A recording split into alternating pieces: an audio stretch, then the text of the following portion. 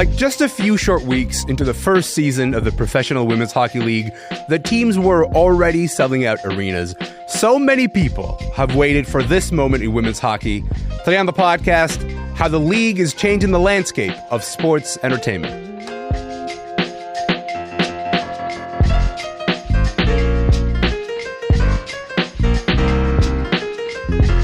I'm Elamin Abdelmahmoud. This is Commotion. Okay, so right now we are properly into the very first season of the Professional Women's Hockey League. The league launched on January 1st with a game between Toronto and New York. Shelton with her stick on that, and she gets it! Ella Shelton scores! History is hers! The first goal of the Professional Women's Hockey League. Ella Shelton.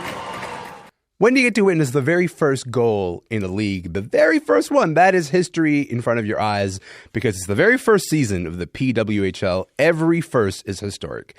In case you haven't been following, there are 6 teams, 3 Canadian, 3 American. This Friday, Toronto plays Montreal at Scotiabank Arena in Toronto. It's the first time that the league has played a venue that large. That game sold out minutes after the tickets went on sale. Here to talk about this moment we're in and what it says about women's hockey and sports entertainment, we got 2 hockey buffs, Carissa Duncan and Sienna Gorellas. Welcome to the show, Carissa and Sienna. Hey. Hello, how are you? Hey, I'm happy that you guys are here. Carissa, maybe I'll start with you on this. You've been reporting on all the PWHL action since the beginning. How would you describe this moment that women's hockey is having?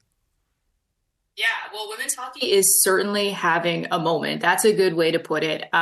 You've talked about the record-breaking attendance. Obviously, we've got the big game coming up on Friday in Toronto, but we also saw more than 13,000 fans at a game in Minnesota just last month. It feels like records keep breaking every week. And the way I put it is I think people are starting to get it. So for a long time, I mean, people obviously they love the Team Canada USA rivalry. It's one of the best rivalries in all of sports, in my opinion. Yeah. It's great. But then those same players would go out and play for their club teams, oftentimes wearing the same equipment, just a different jersey, and people wouldn't show up, not even for a championship. And this Friday is a regular season random night in February, and people are showing up. So to me, that says I think people are starting to get it. Carissa, for you personally, what is it like watching this moment and watching these games and the way that the attention has been falling on them? Yeah, I mean, it's been quite exciting to watch, and I love watching other people discover women's hockey. So for me, my moment was at the 2002 Olympics, which maybe gives you an idea of how old I am. But I had no idea that women played hockey before that, and I loved it. That was my moment that I fell in love with the sport, and I love watching other people have that moment. And just as a reporter too, getting a chance to watch best on best. We've not really had that. Obviously we have the Olympics, but in league play, we've not really had that ever before. Yeah. So it's exciting to see, who's gelling with who, and just to get to talk about hockey. Like these players have spent a lot of time over the last few years talking about inequity and about league building. And now they get to talk about hockey. That's so fun. Yeah. I'm going to come back to that 2002 Olympic moment in just a moment because that was a moment for me too. But Sienna, let's get you in here. Listen, I don't know if you're old enough to watch that 2002 Olympics, man, but what is it like for you watching this league kind of take flight right now? 2002 was actually the year I was born. Hey, don't tell us this. We can't handle it. Okay, continue. It's been great, honestly, growing up in the sport as well. Watching women's hockey, playing it myself, it feels really good, especially, when younger kids are looking up to it, they can actually have a goal now. Yeah. And it's just so exciting to watch other girls have that look in their eyes that they have something that's possible for them in the future. I was going to say, like, you wear a lot of hats when it comes to hockey, whether it's being a TikTok influencer, also being a goalie, also being a coach. As you were growing up and watching only men on the ice, what was that like? It was inspiring because, I was able to watch something and actually grew up in a hockey family. So I was watching it with my dad growing up.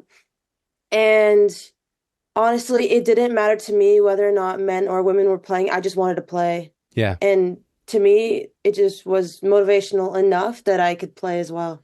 Because we get to this moment, Sienna, and what's interesting to me is that like the dream suddenly shifts, right? Because before the dream would have been, I guess, the Olympics, and that's Yes. that's the highest stage that is available. That's the place where you could watch this unfold every once in a while.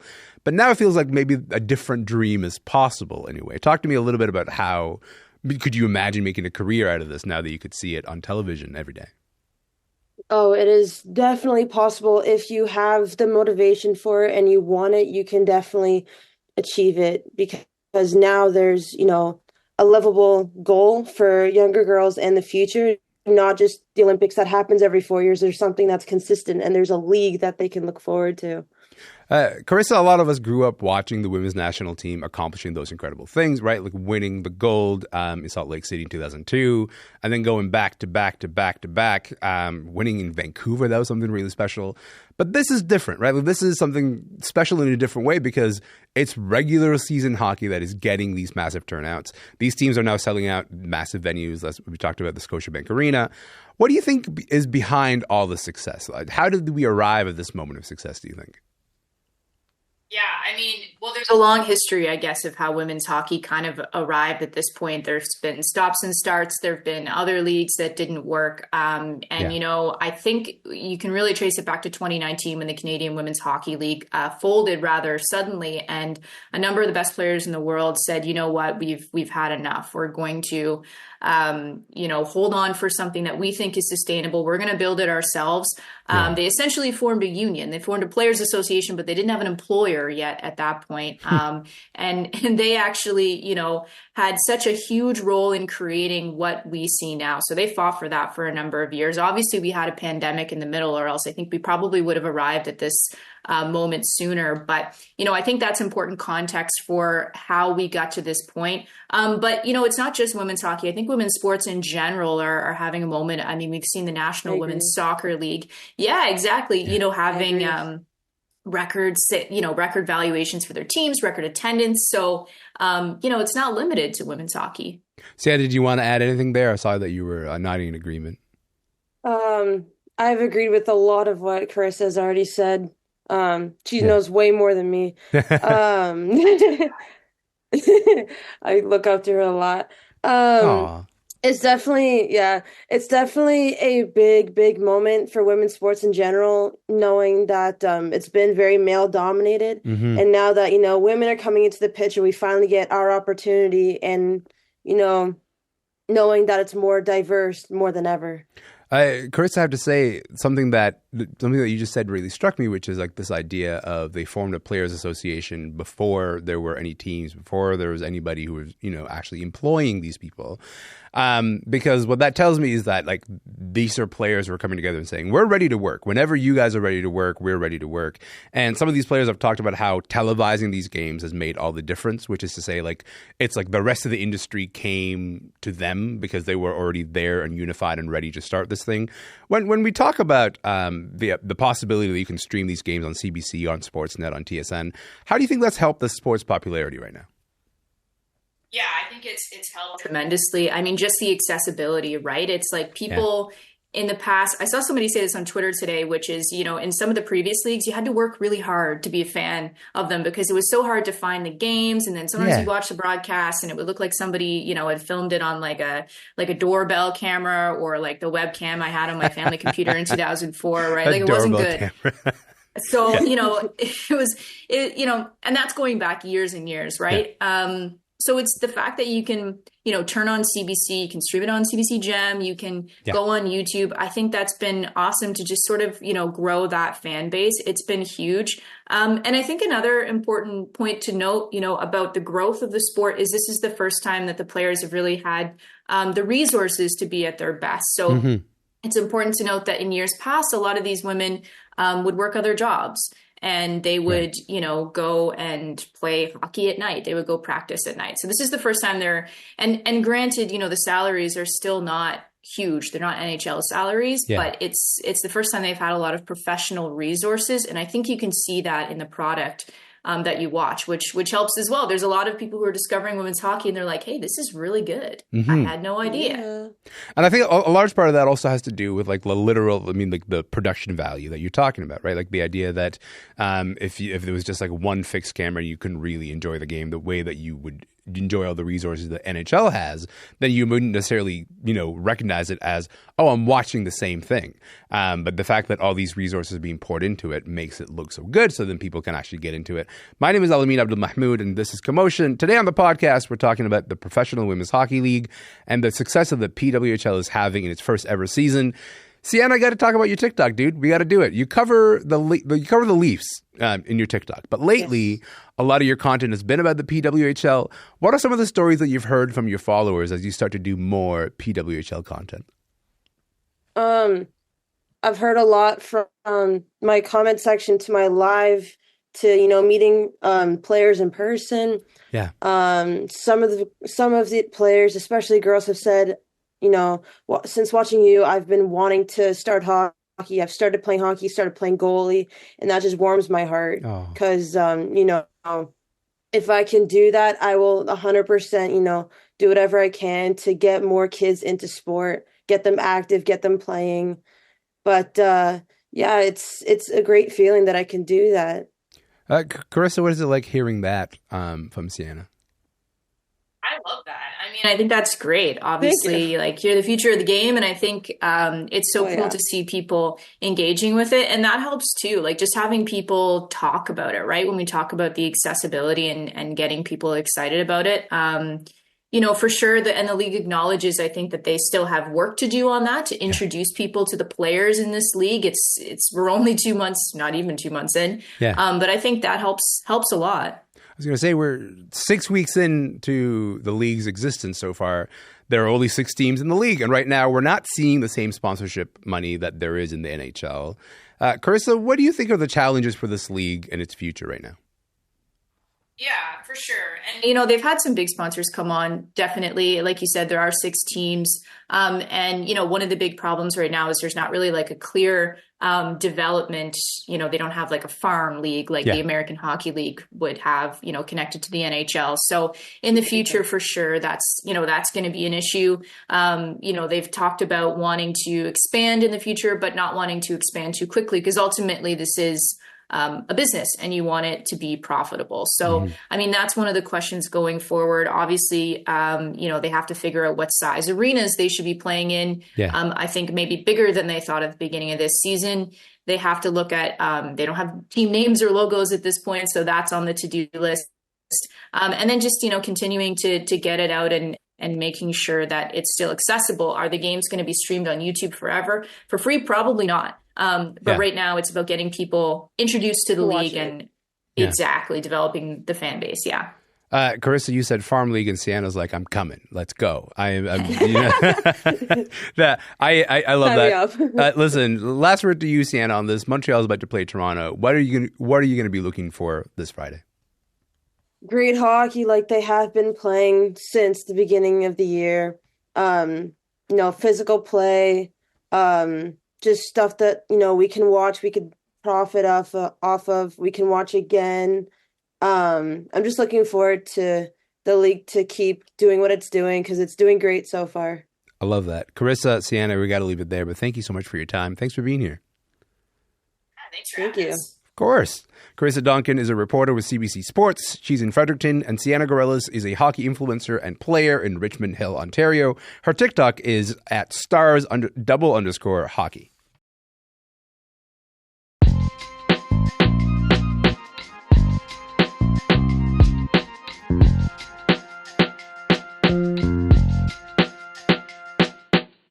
My name is Elamin Abdelmahmoud, and you are listening to Commotion. Look, I gotta tell you, he's back. Okay, Jon Stewart made his big return to late night last night. Take a listen.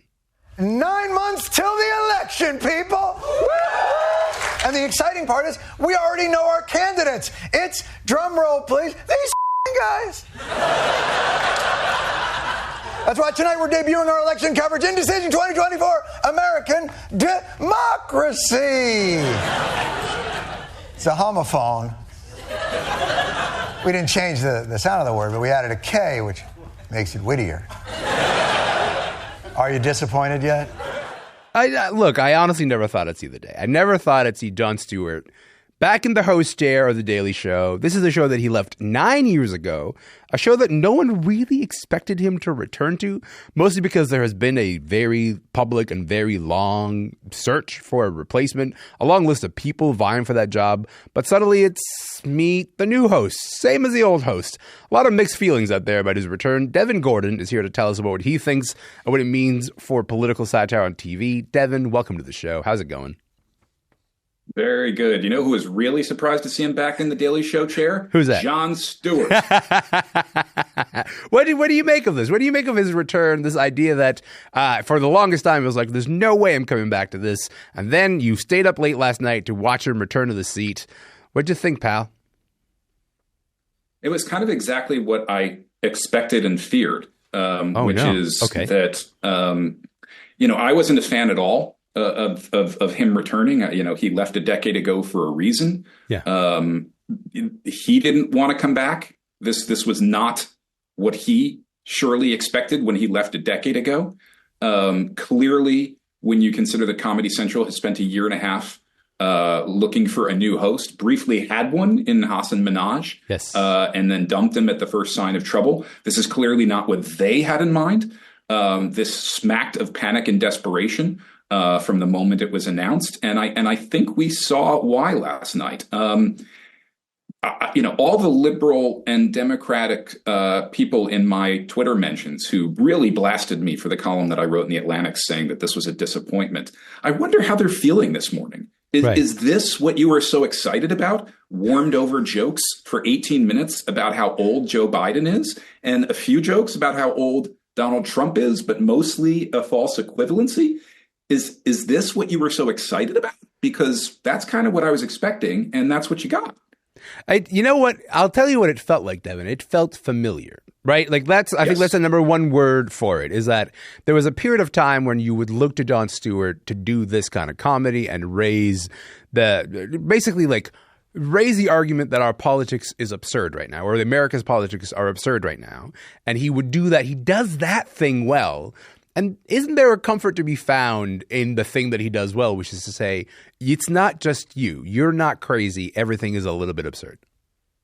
Yes, and that's the best spirit of the show, but that's not what I saw last night. I mean, we are well past the point of Joe Biden is old jokes. Donald Trump is old jokes. That is not raising the conversation. That is not exposing the madness, hypocrisy, lunacy of current politics. Do better, John. That the Jon Stewart of 2004, 2006, 2008, when we were still doing Indecision, et cetera, yeah, that was much smarter and much sharper and much more elevated. This is just old jokes. Yeah. And, those are easy. Those are easy. People have been making jokes and pointing out that these two guys are old for about a year now. We need to move past that conversation and get into some more interesting and provocative stuff. And that's really what I was hoping Jon Stewart would do.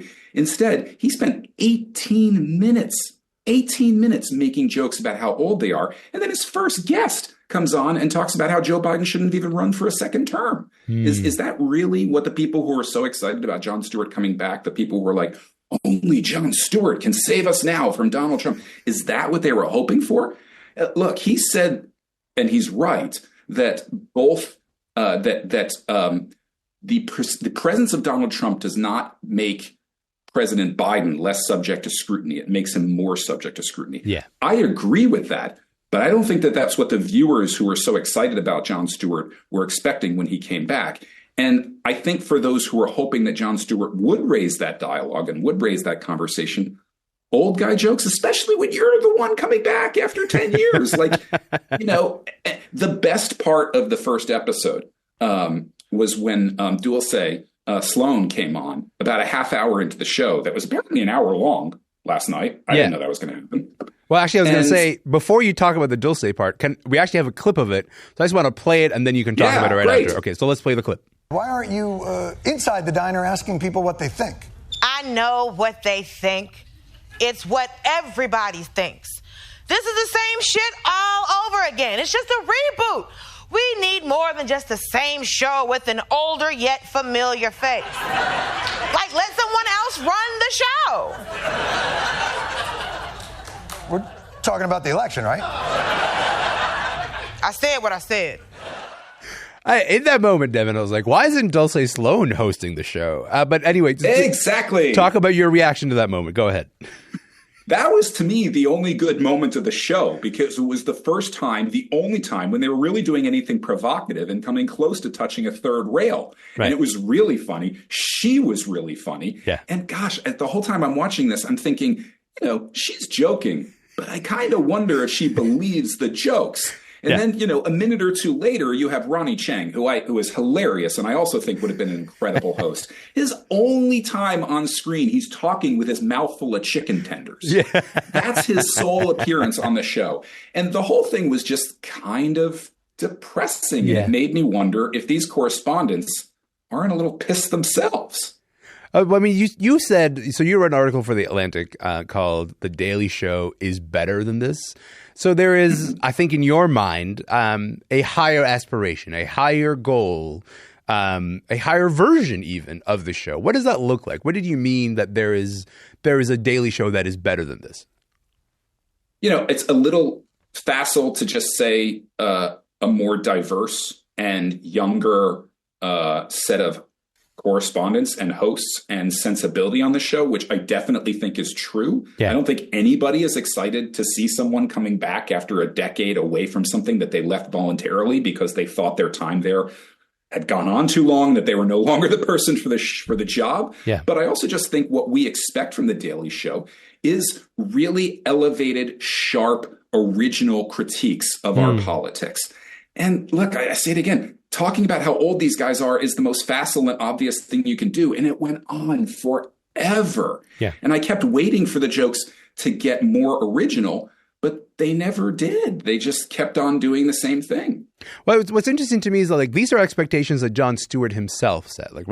Jon Stewart at his best is the person who maybe set the metronome of what it's like to do good political satire in America. In many ways, The Daily Show never really escaped a shadow, which is to say Trevor Noah did a very different tack, a very different version of that criticism, of that satire, a much more earnest one, I would say.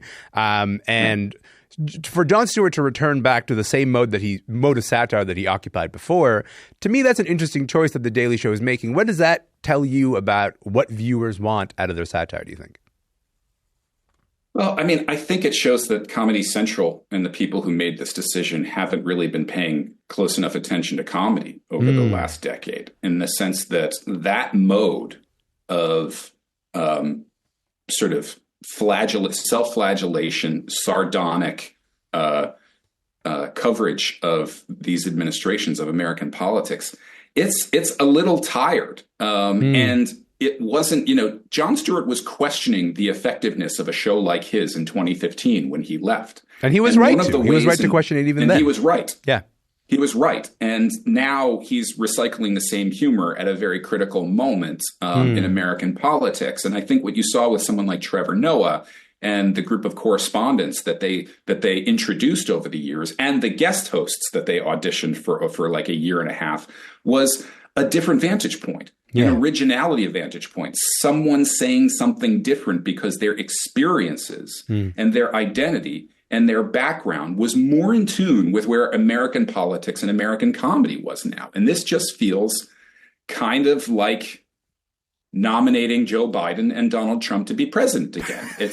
You can't escape the irony of spending 20 minutes making jokes like that while you're the same thing. And that was what was so great about Dulce is that she came back and she put her finger right on it. Yeah. And it was really funny, but then they moved on very quickly. Yeah, there was edge in that room, man. Just for that split shot, you could see a bit of edge in even her face. Devin Gordon, we got to leave it there, but thank you so much for your time. I think we're going to do this again. We're going to talk some more about Jon Stewart, but thank you for being here. I appreciate it. I'd love to. Thanks for having me again. Of course. Devin Gordon is a writer based in Brookline, Massachusetts. He's also the author of So Many Ways to Lose, the amazing true story of the New York Mets, the best worst team in sports. And that is it for the podcast today. Remember, you can listen to any episode of Commotion wherever you get your podcasts. My name is Elamin Abdelmahmoud. I'm going to be here tomorrow. If you're going to be here, let's do this again.